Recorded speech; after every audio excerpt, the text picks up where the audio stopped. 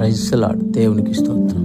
దేవుని మాటలు జీవపు ఊటలు. ఈరోజు దేవుని మాట కీర్తన రాసిన గ్రంథం 145 అధ్యాయం 9వ వాక్యం. సహోదరి సహోదరులారా, ఇక్కడ మనం దేవుని కనికరాన్ని చూడగలుగుతున్నాం.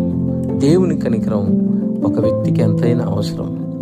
కానీ దేవుని కనికరం రావాలంటే దేవుని వాక్యం సెలవిస్తుంది కదా, అతిక్రమాలు దాచిపెట్టేవాడు వర్ధిల్లడు, వాడి మీద కనికరం రాదు. కానీ వాటిని ఒప్పుకొని ఆయన సన్నిధిలో విడిచిపెడితే వెంటనే ఆయన కనికరం వస్తుందంట. దేవునికి మహిమ కలుగును గాక.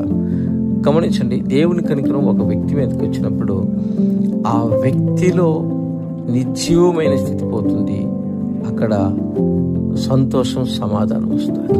శూన్యమైన పరిస్థితి పోతుంది, సమృద్ధి కలుగుతుంది. అవయవాలు పాడైపోయిన వేళ్ల మీదకి దేవుని కనికరం వస్తే అవయవాలు బాగుపడ్డట్టు మనం చూస్తున్నాం.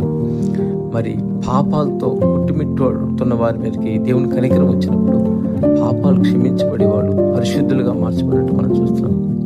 ఈ విధంగా దేవుని కనికరం ఎవరి మీదకైతే వస్తుందో అక్కడ సమాధానం, సంతోషం, ఆనందం ఉంటుంది.